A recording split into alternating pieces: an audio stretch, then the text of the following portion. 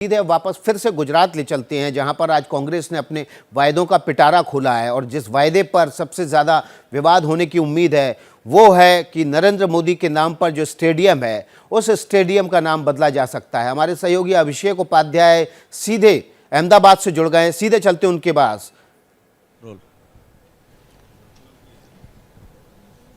बिल्कुल विकास, देखिए हमारे साथ में मधुसूदन मिस्त्री हैं, कांग्रेस के वरिष्ठ नेता हैं। हम उनसे लाइव बातचीत कर रहे हैं। मधुसूदन जी, ये जो नाम आपने कहा है कि आपकी सरकार आई तो नरेंद्र मोदी स्टेडियम का नाम आप बदल देंगे, क्या है इसके पीछे की सोच? नरेंद्र मोदी को जो स्टेडियम उन्होंने बनाया उससे सरदार पटेल कहीं ऊंचे थे। उनका नाम बदल के उनका नाम रखना, मैं तो मानता हूँ इस देश के बड़ा प्राइम मिनिस्टर को शर्म आनी चाहिए। उनको ये कभी नहीं ऐसा करना चाहिए। आज का हिंदुस्तान ये वो सरदार वल्लभ भाई पटेल की देन है। देश के होम मिनिस्टर थे वो।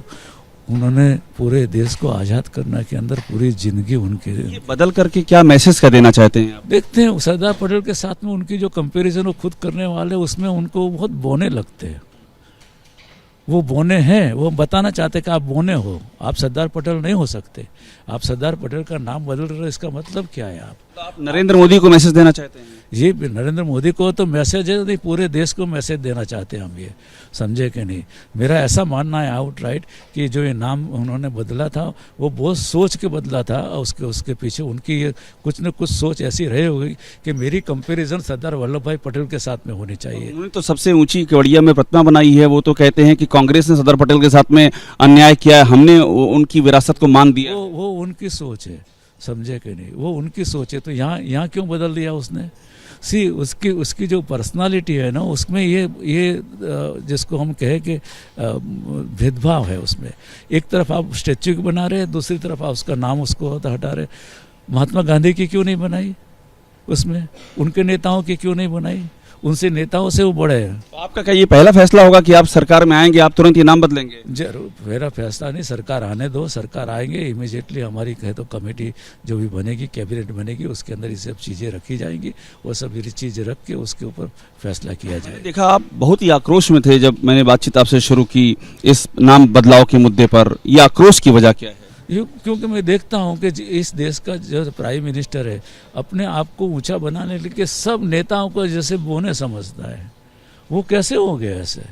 देश की हित के अंदर जवाहरलाल नेहरू को, इंदिरा जी जो उस वक्त के मौलाना अब्दुल कलाम आज़ाद को, उसके है तो उसके अंदर सरदार वल्लभ भाई पटेल को, महात्मा गांधी को, उसके अंदर ये सब उनके आदमी ऐसे बोलते हैं उसको महात्मा गांधी का जस्ट वो हटा के दूसरे किसी का डालो। अरे ये क्या है इसके अंदर?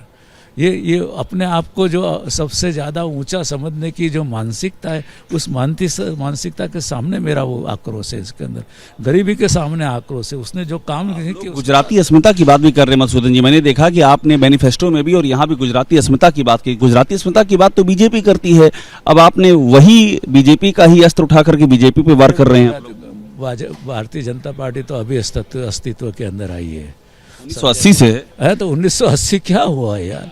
कांग्रेस का शासन और कांग्रेस के ना 1885 से लेकर आज तक जो कांग्रेस ने किया है वो पूरे देश को सोच के किया है, समझे कि उसमें गुजरात के लीडर ने सबसे ज़्यादा से ज़्यादा अहम रहे। जय सुखलाल हाथी आप कहो, तो उसे ढेबर साहब कहो, आप सरदार वल्लभ भाई पटेल कहो, आप गांधी जी कहो, ये सब तो यहीं से नेता। आज हम ये कह सकते हैं कि कांग्रेस ने सरदार वल्लभ भाई पटेल के लिए अभियान शुरू किया है।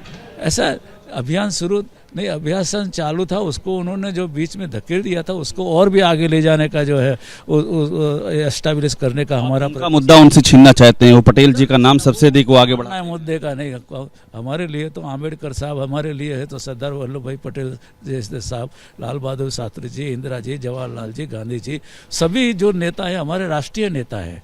और राष्ट्रीय नेता सब कांग्रेस के अंदर से निकल के गए। तो जितनी भी नहीं, वो तो कांग्रेस की विरासत है और वो विरासत हम चालू रखें। अब आपकी जितनी भी रैलियां यहाँ पर होंगी, आप ये मुद्दा सब में उठाएंगे कि हम स्टेडियम का नाम बदलने जा रहे हैं? जो मुद्दा जिसको लगेगा वो सब मुद्दा हटेंगे। आज के मैनिफेस्टो के अंदर कांग्रेस ने बहुत सारे मुद्दे दिए हैं, उस मुद्दे को हम सब उठाएंगे। उसमें का ये एक मुद्दा है और ये मुद्दा हमारी प्रायोरिटी होगा। शुक्रिया। तो देखिए विकास, हम मधुसूदन मिस्त्री जी से बात कर रहे हैं और वो इस मुद्दे को क्लियर कह रहे हैं कि इसको उठाएंगे और ये नाम बदला जाएगा। उस नाम बदलने की वजह भी बता रहे हैं वो।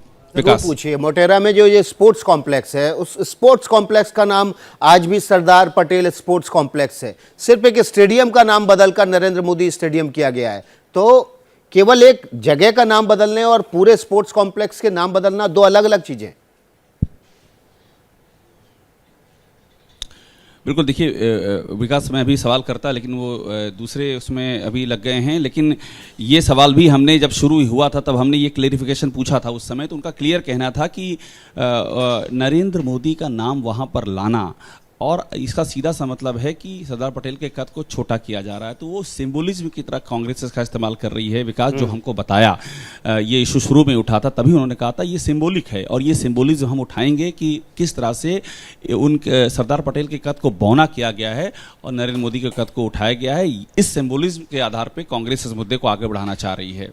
विकास, बिल्कुल अभिषेक, देखिए जो बातें हैं जो इस घोषणा पत्र में, उसमें बहुत सारी बातें ऐसी हैं जो आम जनता से सीधे जुड़ी हुई हैं। उसके बजाय जो कांग्रेस का फोकस है, अब वो नरेंद्र मोदी के स्टेडियम का नाम बदलकर सरदार पटेल के नाम पर वापस रखने पर है। तो इसका मतलब ये है कि कहीं ना कहीं उम्मीद की किरण बाकी मुद्दों के बजाय इस मुद्दे पर कांग्रेस को ज़्यादा दिखाई दे रही है।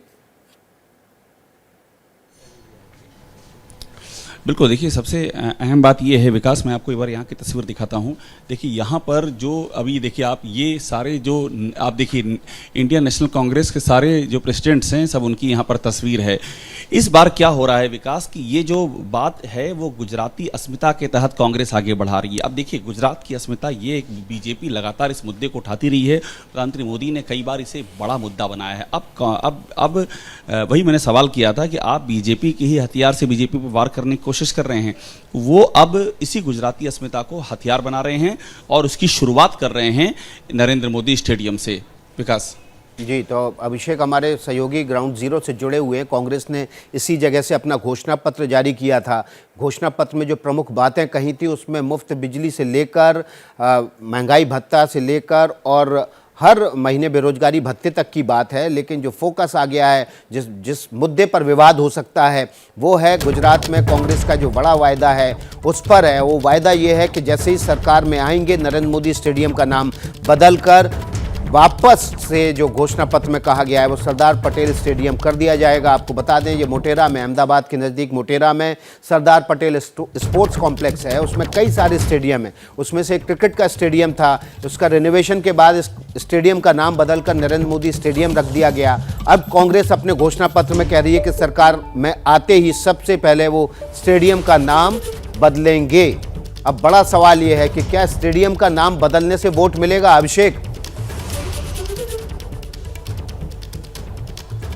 देखिए ये जो आपने पूछा है विकास, ये अपने आप में ये वाकई बड़ा सवाल है कि इसका असर क्या होगा।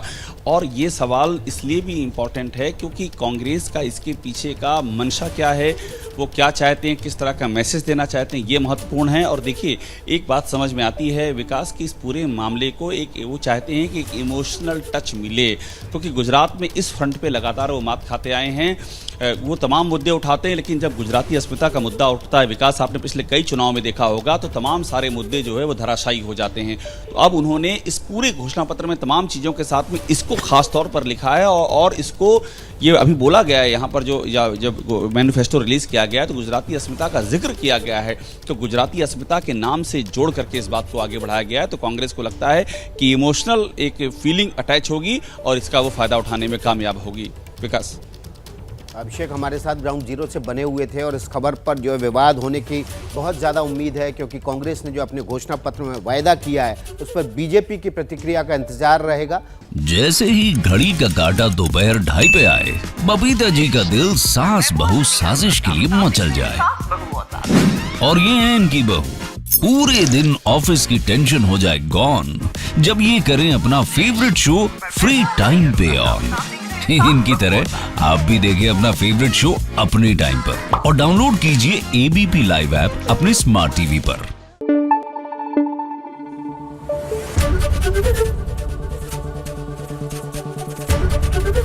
एबीपी न्यूज आपको रखे आगे।